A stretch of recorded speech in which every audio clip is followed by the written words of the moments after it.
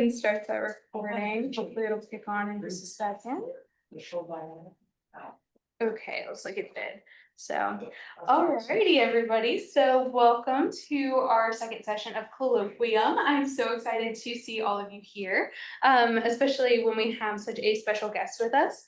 And I am very excited to go ahead and welcome him. So I have a short little bio that I'm going to read, and hopefully it's not it's good. Hopefully it's good. We'll see what happens. So please join me in welcoming Mr. Craig LaChance, Director of Barrancas National Cemetery.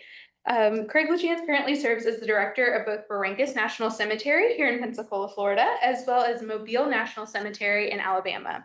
With over 14 years of leadership experience in the U.S. Department of Veterans Affairs and more than 2 decades of service in the U.S. Army as a military policeman, Mr. LaChance brings a deep commitment to honoring veterans with dignity and excellence. Since assuming his current role in 2014, he has overseen all administrative and operational aspects of both cemeteries, ensuring they meet the highest standards of service and respect. Prior to this, he served as the director of Fort Smith National Cemetery in Arkansas and held earlier roles supporting veterans as a Veterans Services representative. Mr. LaChance holds a Master's of Business Administration and Human Resources Management from Fontbonne University, had to look that one up earlier, and a Bachelor of Business Administration from Central Methodist University. His professional and military background uniquely position him to lead with both compassion and efficiency in serving our nation's heroes and their families.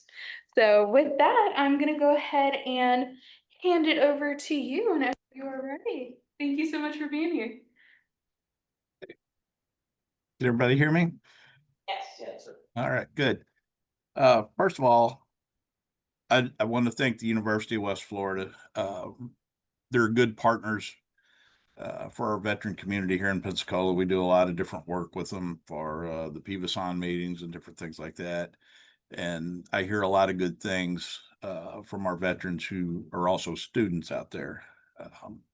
So we do appreciate that. And of course, I want to thank Elizabeth for inviting me out here to speak.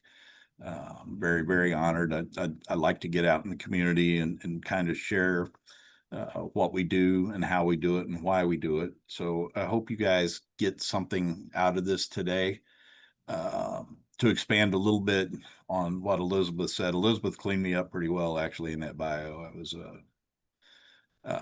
but not only was I a military policeman when I was in the Army, I was also assigned to the Honor Guard at Jefferson Barracks National Cemetery. I spent 3 years at that, and I performed honors at over 2,500 military funerals for our servicemen. And when I was doing it, it was still mostly World War II and Korean War veterans who were passing away at that time. So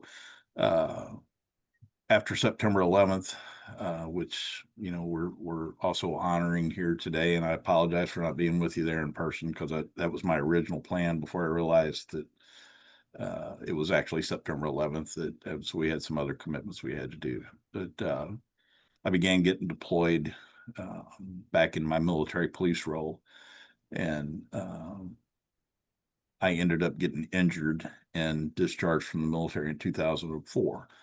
The VA sent me to college. I went through the vocational rehabilitation program and got through my master's degree. So when it came time to seek employment post-military, it was a pretty obvious, easy choice for me that I wanted to even though I couldn't continue military service, I still wanted to continue, serving our veterans and our veterans' family and everything. So that's how I ended up going from kicking down doors as a military policeman to helping families through the most difficult times in their life. And that's really what we do. We help people through the most difficult times in their lives. Have any of you ever been to a military funeral or visited one of our national cemeteries? So what my goal is today, I'm going to bring you guys through where a lot of these traditions started, where a lot of people think these traditions started and they really didn't, and then how it tied into our nation founding our national cemeteries and how those traditions blended into what we do at our national cemeteries. So we'll go ahead and get started here. And I'm going to give you guys what I call the Google answers, where if you would have went to Google, you could have found a lot of what we do or why we do it. But I'm going to give you the kind of behind the scenes story of what you can find on Google as to why we do what we do. You know, the United States during its founding in the 1770s, it was a blend of English and French and German and pretty much all the European nationalities. And many of those people had served in their home nations' militaries before coming to what would later become the United States. So a lot of the traditions that we associate with the United States military actually were blended in from other nations' military traditions. So what we're going to look at is we're going to look at some of the legends surrounding the military funerals, and then I'll talk a little bit about their true origins. And then at the end, I'll tie it into what we're doing currently today, and then we'll have some question and answers for you guys. So I'm going to kind of walk you through a military service for those of you who haven't attended one. You don't want to say the fortune of attending one because somebody's lost a loved one, but it is quite the solemn event to witness. So we'll talk first about the flag draped casket. The veterans casket will arrive to not just our cemetery, any cemetery, and it'll be draped with an American casket flag. So why do we do that? The earliest origins of the draping of the caskets with the flag go back to the Napoleonic Wars. You guys know some of those battles coming out of the Middle Ages and into the more modern times. Some of those battles and battlefields were very gory, very bloody. They were, you know, it was serving in the military then was an ordeal. The conditions were terrible. The diseases, you know, minor cuts from a bayonet would end up with different diseases, different things like that. So what they would do at the end of these battles is they would collect their falling combatants and they would drape a flag over the combatants so they could be identified as to which nation that they had served under, which king were they serving under. You know, it not only helped that nation, but, you know, wars were different then. They would fight the battle during the day and then they would have their meals at night and then they would resume the battle the next day. And it wasn't like modern conflict where it's around the clock type situation. So what they would do is they would collect the bodies and prepare them as best they could under the difficult situations. And then they would transport them in caissons to receive a proper burial away from the battlefield, because in most cases, the battle was going to resume the next day. So it was just an easy way to recognize each nation's soldiers.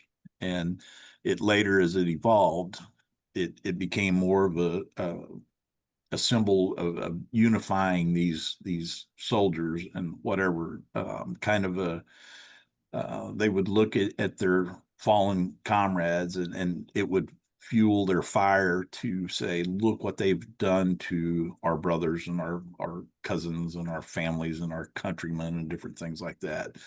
So that's how it kind of evolved and later on became placing a flag on an individual casket instead of an area where you know, combatants had been moved off of the battlefield. So the next part of a military service, once the casket has been placed into our committal shelter or at gravesite, depending on if you're at a private cemetery or whatever, There's some confusion. How many of you have heard of a 21 gun salute? How many of you think that's what we do at our funerals? It's not. There's a misconception out there about 21 gun salutes, and you hear it all the time. Our different family members will say, "Hey, are we going to get a 21 gun salute? Are we going to do this and that?" Um, the answer is no. A 21 gun salute, uh, traditionally going back to the 14th century, the 21 gun salute were fired from artillery cannons, not rifles, at a national cemetery or a private cemetery. Um, Battleships, the old wooden battleships, would typically have cannons on the sides, sticking out of the portholes on the sides of their ships. And then there would be parapets. If you've been to Fort Pickens, you'll see the giant cannons up on top of the parapets at Fort Pickens. And those cannons were designed to fire on ships that were coming in and out. It was designed for blockade purposes and stuff. So where the 21 gun salutes came from was, if you were a naval ship and you were coming and approaching an area such as Fort Pickens, or where I came from in St. Louis, there was parapets up on the high banks of the Mississippi River. If you were a naval ship with no hostile intentions, you would fire your cannons as a sign that you intended no harm. And then the parapets or the fortresses or the whatever other naval ships would fire their cannons in return to show that they had acknowledged that you have no hostile intentions. And so why is that significant?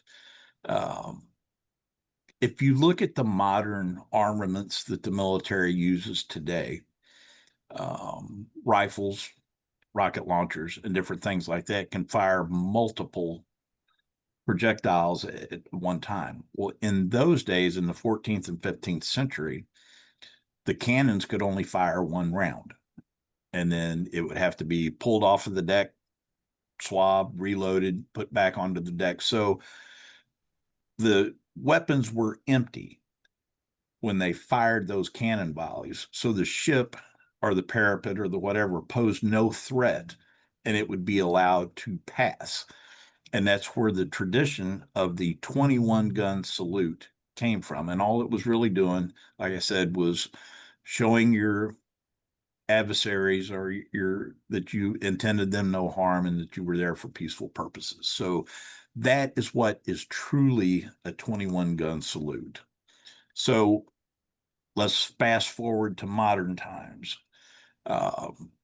What we do at national cemeteries and what we do at private ceremonies and different commemorations and different things like that is we do what's called a 3-volley salute. The 3-volley salute is, again, mistaken for 21 gun salutes, and it's not. And it's carried out by a rifle team, not a cannon team or a tank or a naval ship or whatever. It's actual rifle teams. And those rifle teams will range from 3 military personnel to 7 military personnel, depending on the branch of service. Now, when we're talking about military tradition, you have to understand that this year, our Army turned 250 years old, our Marine Corps turned 250 years old, and our Navy turned 250 years old. The Air Force was an offshoot of the Army 70 years ago. So a lot of the Air Force's tradition were steeped in what they brought from the Army when they became their own branch of service. So most of what we're going to talk about today, with the exception of maybe a few cosmetics, are carried on by all of our American branches of service. It's just a tradition that's been handed on and down. So when we talk about some of the cosmetic differences, different branches of service will provide a different number of rifle team members based on that person's service, or were they killed in action, or are they retiree, or did they do a single term of service or whatever. That will set the number of rifles that are present for their teams. And where that tradition comes from, it doesn't go as far back as the cannons, because when we talked about the 21 gun salute, you have to understand in the 14th and 15th century, gunpowder and cannons were basically that was the technology back in those days, was a cannon. So as we progressed, and maybe you don't think we progressed, it depends on your, I'm not sure it was a progression, but as our weaponry got more refined, we went to the rifles, and where the 3-round volleys comes from is that, we talked earlier about them removing casualties from the battlefield. Well, the 3-round volleys, as war had progressed, they would fire 3 rounds when they had removed their casualties from the battlefield, and the opposing army would also fire 3 rounds that they too had removed their casualties from the battlefield. And as we talked about earlier, tomorrow morning they were going to start back up with it was just an endless, tragically bloody, fight. And the firing of the 3 rounds, as it evolved, it basically became, we're going to fire the 3 rounds at a military funeral, because that soldier, sailor, airman, Marine, their war is over. They have fought their last battle. So they fire the 3 rounds that traditionally would indicate that their battle is over. So that's the primary difference between the 21 gun salute and what's actually a 3 volley salute. So as we're going through our military funeral, the next step after the rifle volleys is the playing of taps. And who was our people who had been to a military funeral? Was it not the most solemn sound as that bugler played taps? It's where our family members seem to really break down and see the finality of what's going on at the service. And so the taps came about during the Civil War. In 1862, a Union Army general by the name of Daniel Butterfield and his bugler, each commander had a bugler that would play, you see on the old Western movies with the cavalry, they play charge and they play retreat and they play different things with their bugle. They began and they reworked an old French song. Remember, we talked earlier that a lot of our traditions were borrowed from other nations. But the general and his bugler wanted to soften up the French version of that, because they wanted to use it as a way to end the duty day. So they rewrote the song Taps, and it's still today, if you're on a military base or you've ever lived on a military base, Taps is played at 9 o'clock to signal the end of the duty day. That's what it was originally for. It wasn't originally written to be performed at military funerals. Well, in 1891, the Army began to develop or refine some of the traditions for these military funerals and stuff. So they took taps and they started playing it at military funerals, because it was going to be indicative of this soldier, sailor, airman, and Marine. His duty day was done. So it became ingrained in all of our branches of services, military rights and orders. And like I said, it's for those of you who haven't heard it, it's the most touching thing you'll ever hear in your life. And when I talked about my beginnings, I told you that I had done over 2,500 military funerals when I was in the military, and um, taps was played at every one of those services, um, and it gets to you.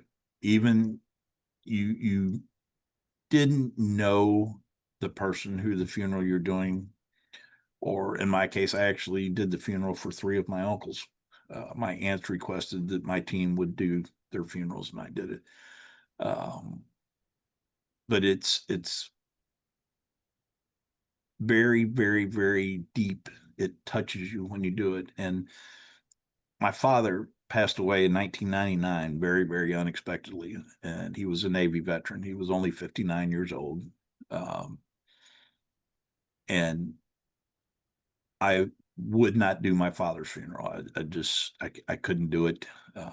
Had a team out there that did my father's funeral, and I was sitting next to my mother, who, and like I said, we were all in shock because my father wasn't ill. My father was not. He had a massive heart attack at work, um, and they played taps, and it was just burned into basically my soul uh, when they play taps. And even today, 25 years later, I don't attend as many funerals as I used to. I have other responsibilities. I attend the ones that I need to attend for various reasons or whatever. But I'll be out there, and 25 years later, and the widow may not necessarily resemble my mother or have any physical characteristic or anything, but sometimes my mind goes back to my mother crying and shaking when they played taps at my father's funeral, and it chokes me up.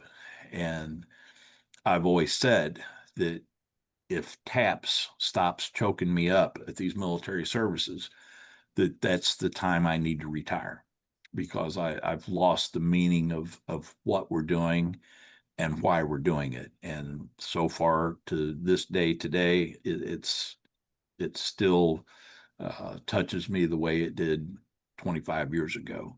So, it was kind of late to the funeral rituals, if you will, not coming until 1891. But again, I feel like I can't help but feel like it's the finality of the service, even though it's not the last thing done. It's just when you realize that your loved one is gone and they're not coming back, and it's very, very, very sad. For those of you who haven't experienced it, it's something to see. So the final thing we do at our military services um, is the folding of the flag. And we talked earlier about some of the traditions we have are um, based in what really happened in the 14th century and not what happened in the 17th century. Um, so this is one where there's all kinds of different things that tell what the symbolism of the folding of the American flag means at a military funeral. Most of them were added by different religious groups, different service organizations, the VFWs, the American Legions, and different things like that. But the traditional meaning of folding the flag, it's folded into a triangular shape. If you've seen one, you know what I'm talking about. It's folded, and only the blue field shows, because what do the uh, 13 stripes represent on a flag? The original 13 colonies. Well, the blue field shows the stars that is our nation as a whole. So we only show on these flag folds the blue portion of the flag, because it's not 13 individual states, it's one nation coming together to honor our service members, um, whether they were killed in battle or whether they training accidents or whether they were fortunate enough to survive the military and go on and do great things. You know, a lot of veterans go on and do great things once they leave the military. So why then the triangle? Does anybody have any idea why they fold those flags into a triangle? It's it's not very it's not a very well known fact because again, the tradition has kind of been distorted with different meanings of the folds and different things like that. It's kind of, um, kind of lost its meaning. But if you can picture Revolutionary War soldiers, you see, if you're a New England Patriots fan for whatever reason, um, did I touch a nerve there with somebody? But anyway, if you picture the New England Patriots helmet that has a Revolutionary War figure on it, and I know it's changed some since I was young, but think about the hats you see in pictures of Revolutionary War members. They're triangular shaped, and it's as simple. There's not uh, a great elaborate story. They're shaped like a triangle to match the hats that the Revolutionary uh, War soldiers wore in battle. So they would fold that flag to look like that hat because in those days, military gear was hard to come by. We were a small, not even a nation yet, fighting one of the greatest empires that the world had ever seen at that time. So to give the family something to commemorate the uh, the service of their loved one, the flag became folded in the same triangle pattern that the Revolutionary War hats. So, like I said, it's not as glamorous as some of the stories and some of the different things that they'll tell as they're folding the flag and different things like that. But it's really just as simple as that. A lot of military traditions are based in simplicity because of the conditions that they had to work under and the battlefield conditions and the different things like that.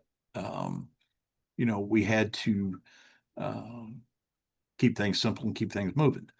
But it was given to the family of the fallen combatant as a token of gratitude for their nation, to their nation for their sacrifice. Well, in today's world, for the last 150 years, whatever, um, you're not necessarily killed in combat to receive a folded flag. Every veteran, when they come to do a military service, the family member is presented with that folded flag. And in some cases, they're presented with more than one of the folded flags. Unfortunately, uh, being on a military base is a wonderful thing, but it's also a terrible thing because during Iraq and Afghanistan, I was down here and we were still in the thick of those conflicts, and we saw a lot of families who had lost a loved one, and we're talking about people that were your age, not my age, your age, that had families and small children and different things, and the when you go to present the flags, the small children are looking at you, trying to comprehend what's going on and different things. It's just um, it's very, very sad. Um, it's something that we as military in the back of your mind always know is possible, but you don't really think that it's going to be you until it is. So sometimes we would, if there were two children or whatever, we would make sure that both children would get a flag from their to remember their father or mother's service, whatever. So the grave flags are a very important part of the ceremony and what we do, and it gives the family something to take home and put on the mantle or to pass down to the families or to whatever to remember mother or father or grandpa or dad or whatever the case was. So the grave flags themselves have always been a specific size. They're 5 foot by 9'6", and they have been folded in basically that same style since the advent of the American flag and the Revolutionary War. So the folding of the flag really ends the military portion of a funeral. So there are a few other things that are done at national cemeteries. The Presidential Memorial Certificate. It's a letter from the president. It's signed by whoever the current president is at the time of the passing of the combatant. Those are passed out after the service is over. And it's a nice certificate, and it's in a leather frame, and it's something else that the family can take and pass down. And the families can also, there's only one presented at a military funeral, but families can request more copies of it, going back to what we were talking about earlier. If they have a larger family, or they have multiple children, or they have whatever, you can request to get more copies of that Presidential Memorial Certificate. So that brings us to the advent of national cemeteries. Where did national cemeteries come from? How did they absorb the military traditions that, as we talked about, had began in the 14th century? How did we bring them into 19th century America? And the answer is simple. The Civil War. The Civil War was such a horrific and bloody conflict, and the United States as a nation had never encountered such a war, such a battle, such a loss. Families were lost. Families were killed by each other. Our cities were burned. Our infrastructure was destroyed. It was just a horrific period in American history.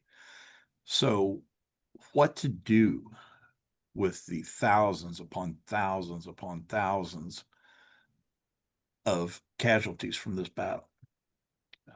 So, in 1861, they decided we're going to have to do something with the casualties from this war. We weren't expecting this. This was beyond,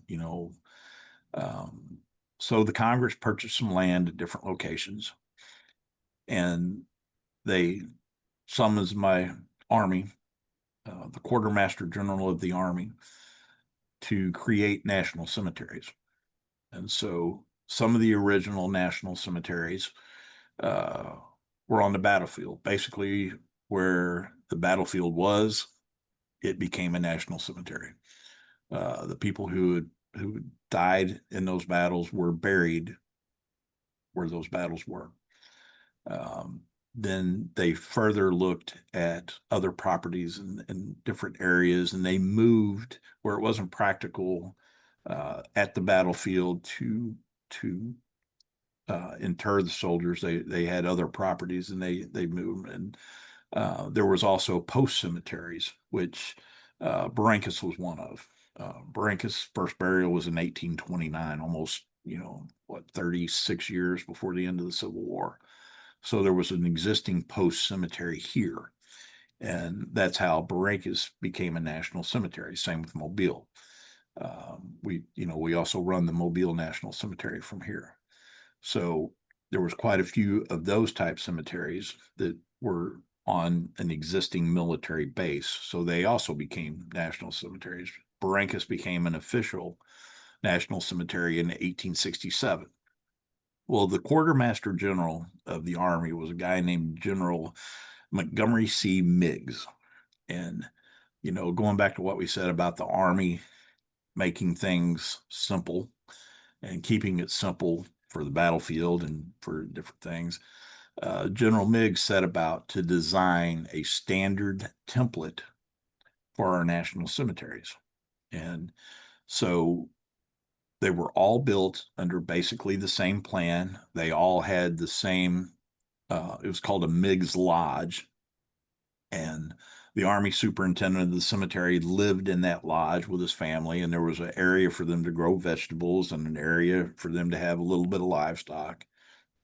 And there was horse barns, and there was also an office on the side of the Miggs Lodge to run the cemetery from. And so they built these cemeteries all in that same footprint. And if you go to a lot of national cemeteries, the old ones, and most of the old ones are in, the southeast part of the United States, you'll see the remains of General Miggs's design. Our cemetery in Mobile still has uh, its Miggs Lodge. And I believe the last I heard, there was somewhere around 20, 22, somewhere along those lines of these Miggs lodges left in existence. And 2 years ago, we restored the Miggs Lodge at Mobile, and we're currently doing a lot of restoration work at Mobile, and we're doing a lot of renovation and restoration work here at Barrancas. So in the early 1970s, the military was mired down in the Vietnam conflict. So they looked to get out of the business of running national cemeteries. So it was decided that the stewardship of our national cemeteries would be transferred to the VA. So, like I said, in the earliest of 1970s, that transition began, and we just celebrated 50 years of our agency existing to run these national cemeteries. And one thing about the standardization of these national cemeteries is that it allowed for us to very easily bring the traditions from the military into our national cemeteries, and the national cemeteries just became an extension of those traditions that were so ingrained in our military. So to kind of sum up a little bit about what we talked about, um, I believe that you would be hard pressed to find a more solemn event than a military funeral. Um, Military funerals are attended by people who may not have even necessarily known that veteran. Maybe they were in the same unit. Maybe they had served in that unit at some time. Um, Maybe their circumstance in life led them to not have families or whatever. Our goal is to, you know, let no veteran be buried alone. We have a ceremony out here every quarter where those who didn't have the opportunity to have a service out here are those who may have outlived their families. Or one of the unique things about Barrancas is we have a lot of veterans who come from out of state because they met their wife, they met grandmother, they met whoever when they were stationed here at Pensacola. So a lot of people want to be buried in Pensacola because that's where their families began.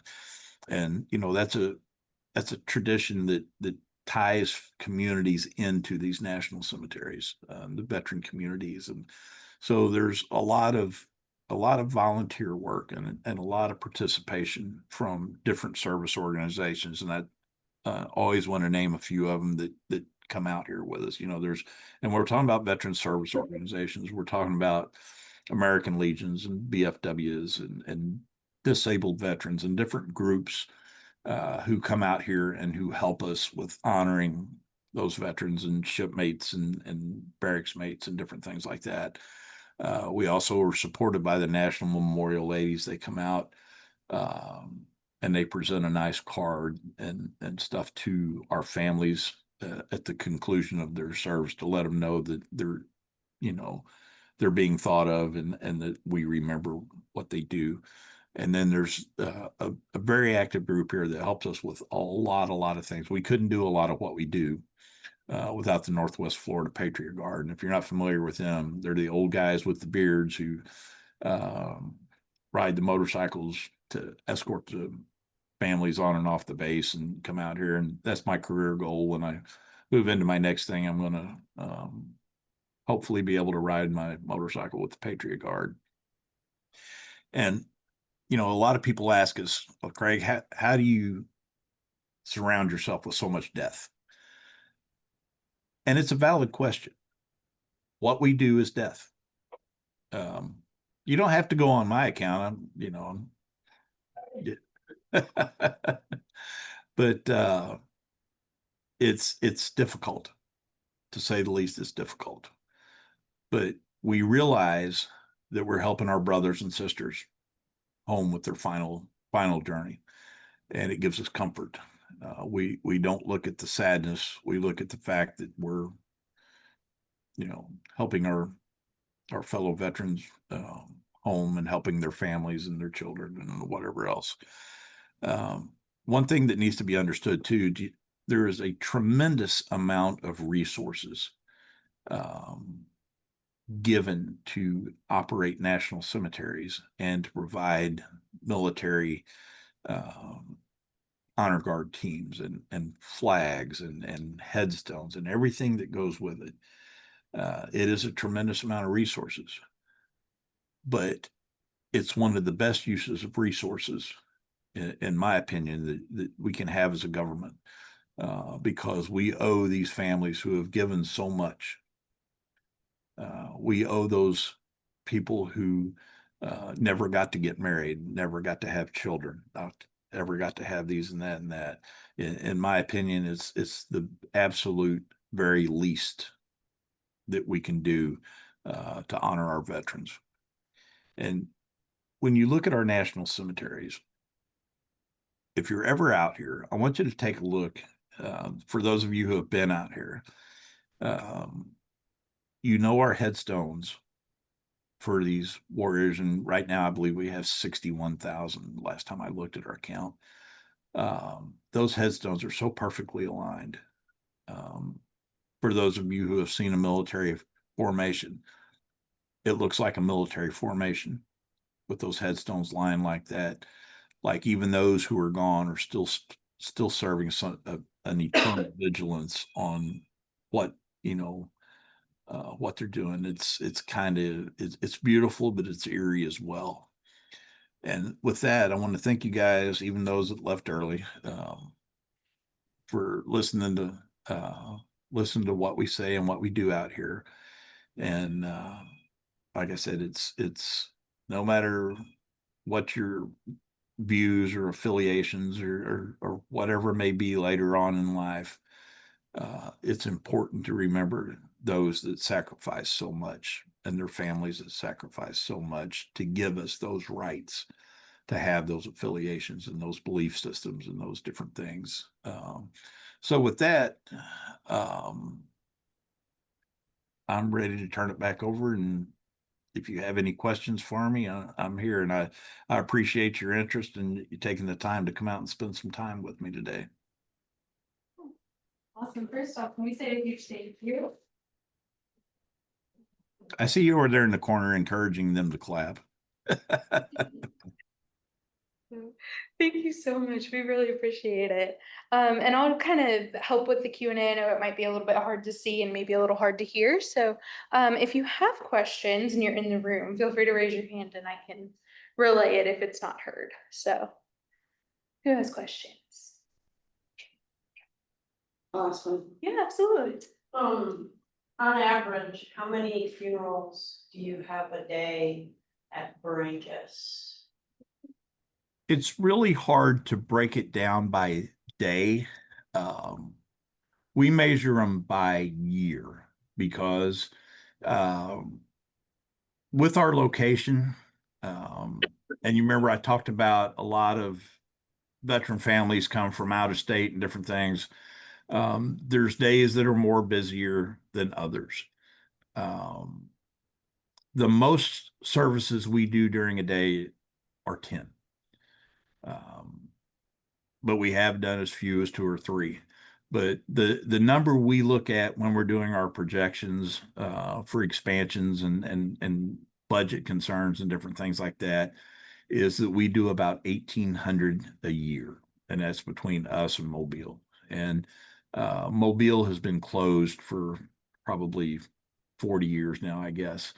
but we're still burying spouses and different things up there. So we still do a few funerals a year up there. Numbers dwindle down to, usually less than 5.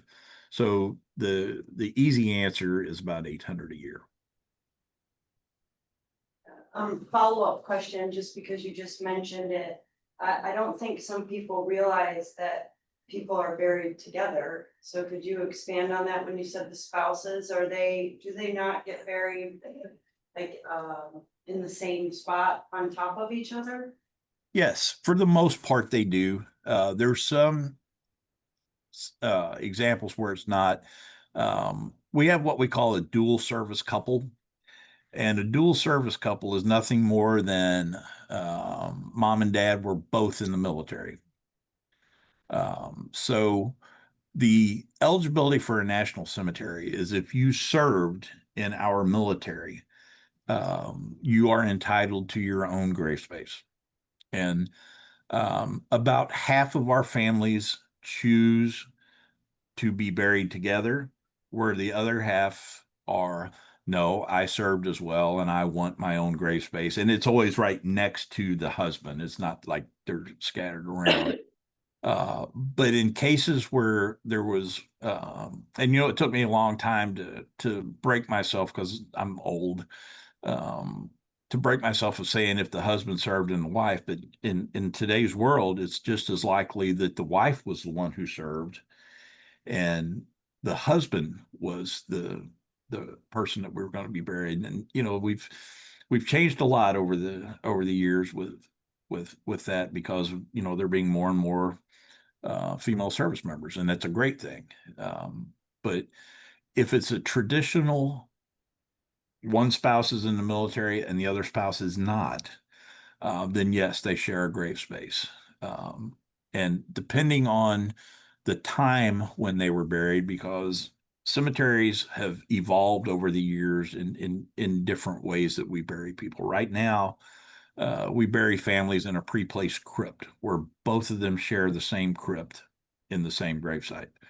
Where 10 years ago, 15 years ago, we were burying them in individual vaults, but still sharing the same gravesite. So if you're cremated and you decide you want to go into one of our above ground columbariums and it's a single service couple, then yes, you will be in that same niche together.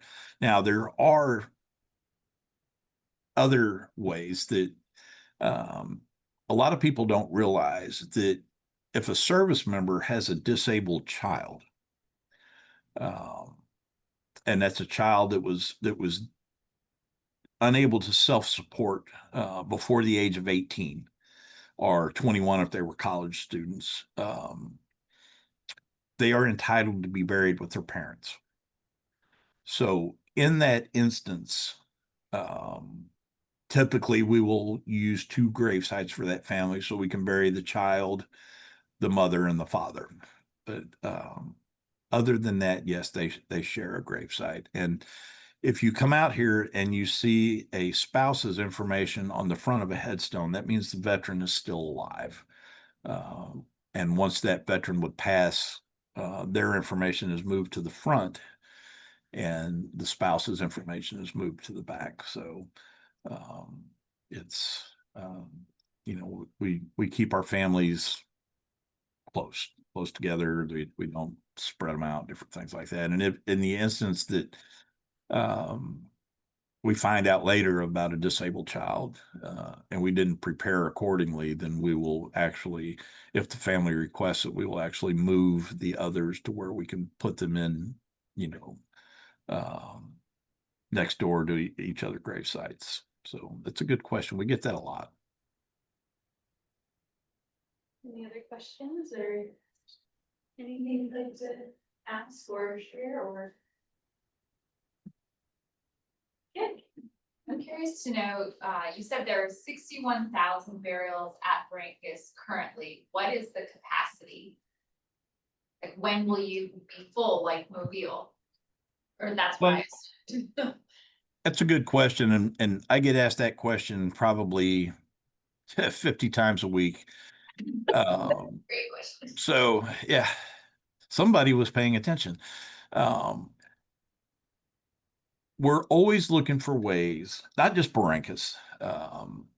We're always looking for ways to expand our national cemeteries, especially when you're looking at one with the historical significance of Barrancas. You know, it's Barrancas is so intertwined in this community, from Fort Barrancas to Barrancas Cemetery to NAS Pensacola to the Marine Corps yards, and it's been such a part and a fabric of this community that we would certainly always be looking for ways to, you know, keep Barrancas open.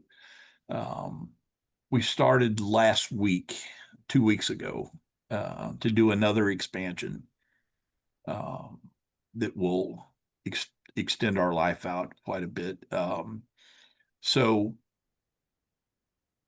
until we come to a point where we have exhausted all opportunities for expansion, or we did one in South Carolina where the current cemetery couldn't be expanded, and we actually built a new cemetery across the street from the old cemetery, which is kind of what we did here. For those of you who have been out here, we have the old historic side of the cemetery, and when that had reached its limit, we moved across the street, and that's where we're currently located. Our office is currently located and everything. So it's a little too early right now to put, we call it a depletion date on Barrancas, but you know, you can be assured that we will exhaust every avenue before we start talking about depletion dates and relocations and different things like that. So, but that's a good question. Any other questions or anything before we end today? Or no? All right. Well, I must be the best instructor ever to never, because when I teach these classes, I never have any questions or anything. So I'm either really good or really dull. I haven't figured out which one it is. But again, I do appreciate you guys taking the time with me today, and I wish you the best of luck in your studies. And I appreciate it. Thank you. Thank you so much. We appreciate it. Mhm. And for everybody here, we will be meeting again tomorrow for another colloquium session, and you are all invited. It's going to be from noon to 1 in this room, and also virtually if you're unable to be here. And we are going to have Brenda Mulcher, who is an instructor from our nursing program here. So it's bound to be really exciting session, or well, as exciting as a topic like this can be. So I appreciate all of you. I hope you all have a great afternoon, and thank you all so much for being here. Thank you. Thank you.